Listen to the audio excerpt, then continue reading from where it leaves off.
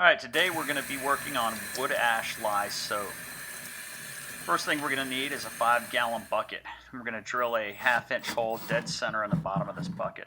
We're going to use this bucket to leach potassium hydroxide out of hardwood ash.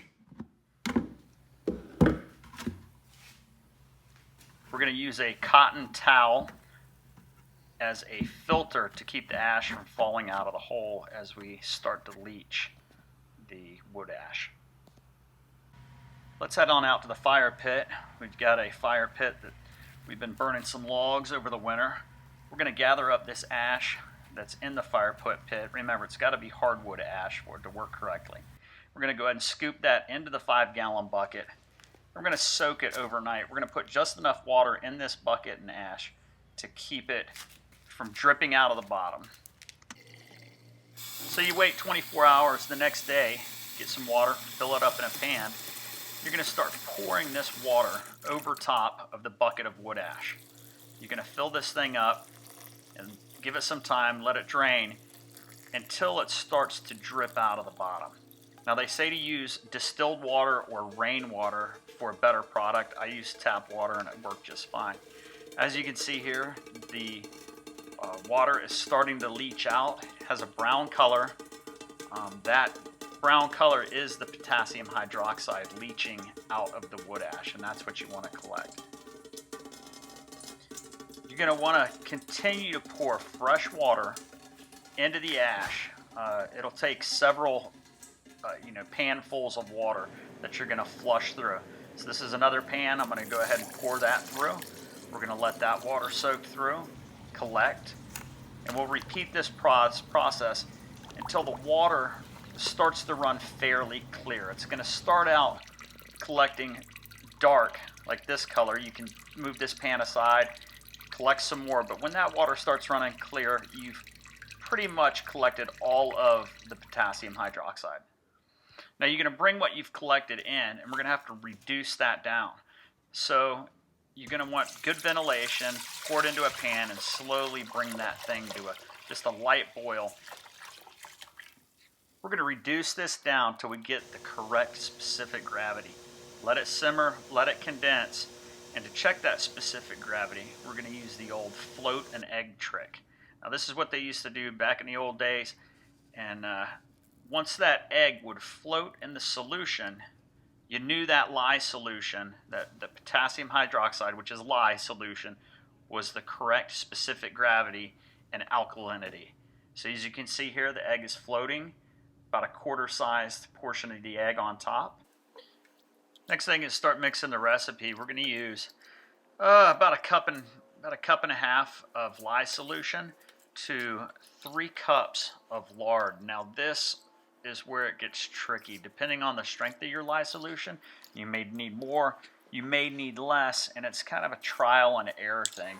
I ended up having to come back, put some more lye solution in with the lard, but eventually I got it about right and the soap turned out just fine.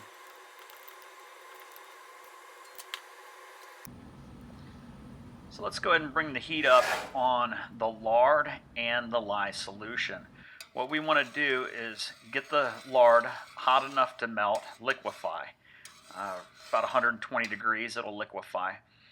Bring that temperature up slowly, and you want to mix the lye solution and the lard at the same exact temperature. It can be 120 degrees, it can be 140. I wouldn't go any higher than that. Make sure that the lye solution and the lard are the exact same temperature. Pour the lye into the lard, not the other way around. So one thing to remember is wood ash lye soap is made with potassium hydroxide. Regular craft soap, like homemade soap people do now, they do today, they're using sodium hydroxide lye. So you're not going to get the normal saponification that you would get with the regular sodium hydroxide lye. In this method, what you're going to do is you're going to slowly bring this solution to a boil.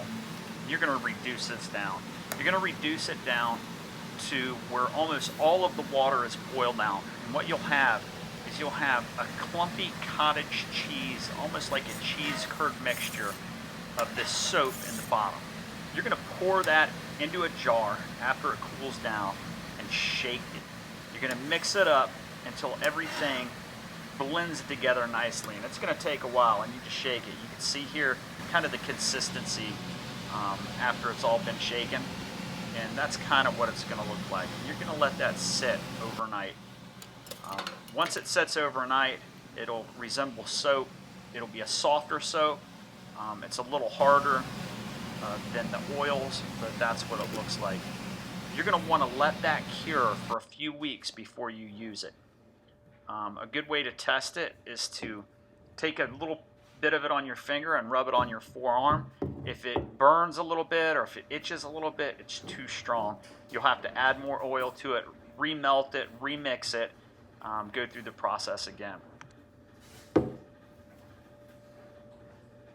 If when you're using it, it has a greasy, oily feeling to it, you didn't have enough of the potassium hydroxide solution. So you'll have to melt everything back down, add more potassium hydroxide to react with the oils to turn it into soap. So that's how soap was made hundreds of years ago. I hope you liked watching the video. If you did, please subscribe. Click the little bell button so you can get all my notifications. From Stonebroke Adventure. Until next time, bloop.